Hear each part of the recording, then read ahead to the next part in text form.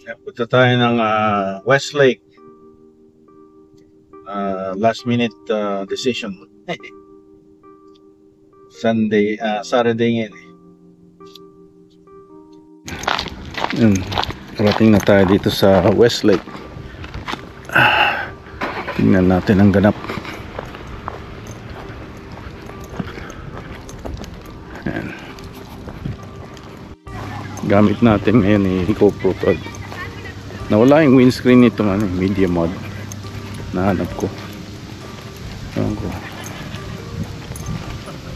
Mamakita ko rin itong ating ganap. Ito ang Westlake.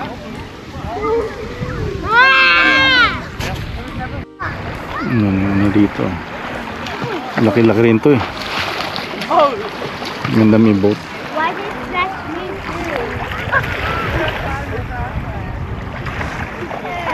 Ano ba to? Kaya hindi ka sa Purdon Lake na mas malinaw. Dito minsan may swimmer's itch.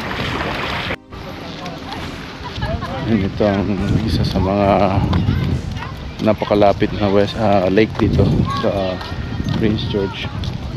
Ang Westlake Provincial Park. Bawal lang sa BC, bawal lang drone sa mga provincial park. May ginagawa rito. Tsaka medyo madumi yung tubig din.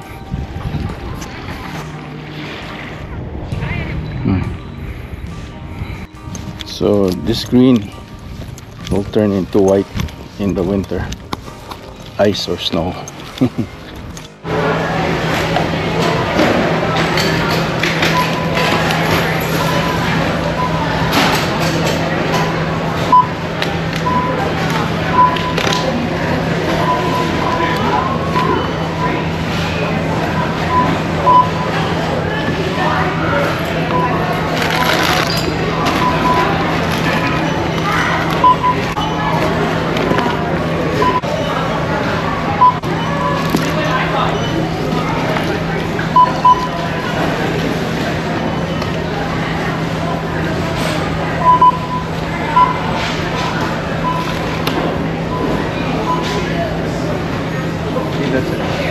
Ayan mga kabayan, maganda tayo nito. I-unbox natin, tapos i-try natin yung Wi-Fi 6 ng router to add more devices in our network. Ito siya. Meron siyang 4 LAN ports. Yung sa 4 LAN ports, tapos may 1 port ng blue. May power. And then yung reset. Yung sa tenda na binili natin is parang very very cheap. Tapos 3 lang yung LAN nya. This one's it's a better built. Meron siyang mga butas-butas dito para yung heat mag-dissipate. Tsaka meron din dito sa taas. Tsaka wala na sa side, meron sa harap. Ayan. It's TP-Link next gen Wi-Fi, gens Wi-Fi for all. Ano siya, ang tawag nito, Wi-Fi 6. So AC ang kanyang AX pala, ang kanyang 802 AX. Yan, access natin tong power, kaso very challenging ang access ng mga halaman. Daan muna na reset mo na, and then pinower mo, tapos nilagay mo yung modem cable sa 1 ng router mo. Punta ka doon sa 192.168.0.1 I believe, dito sa TP-Link, or it might be different. Kailangan natin pala alis ka doon sa Wi-Fi mo, punta ka doon sa, hanapin mo yung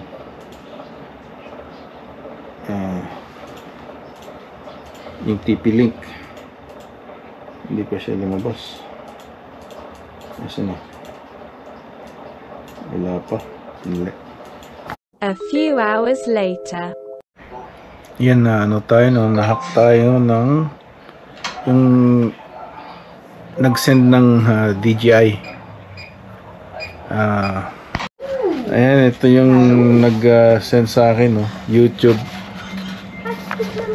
sponsored partnership, kaya pala mali spelling. Tapos sabi pa niya may DJI Mic 2 na free o kaya Pocket 3 o kaya DJI Osmo Mobile 7.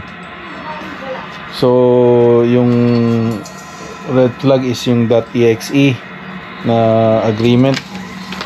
Nung pagka-open ko, biglang na-sign out na ako, may phishing or malware .exe executable file. Kaya mag-ingat-ingat kayo sa kunwari partnership. Kaya yung sa YouTube nyo may ibang ano ako may ibang email akong nilagay doon. Tapos yun, buti hindi na compromise lahat ng mga password ko, kasi yun din lang ang isa kong sa isang YouTube channel ko, okay naman. So next time na nag-backup na ako ng codes para just in case, kasi yun yung mga ina-ask. Tapos yung nung ina-ask niya yung mga passkey ganyan, kailangan ng USB key from chrome.exe. Sabi ko, paano ako makakaano? Wala akong ganun. So yun, next time magtingin nga ako ng USB key na na kailangan kong ilagay doon yung passkey. Meron yung meron din yung fingerprints, but inaas niya, binabypass niya yun inaas niya yung USB key. So we'll see. Yun lang, yun na muna. So ingat lang sa mga may YouTube channel dyan. Mag-ingat sa mga partnership na makukuha nyo sa sa mga email nyo. Alright? Okay. Have a good night, have a good day, have a good morning. Bye.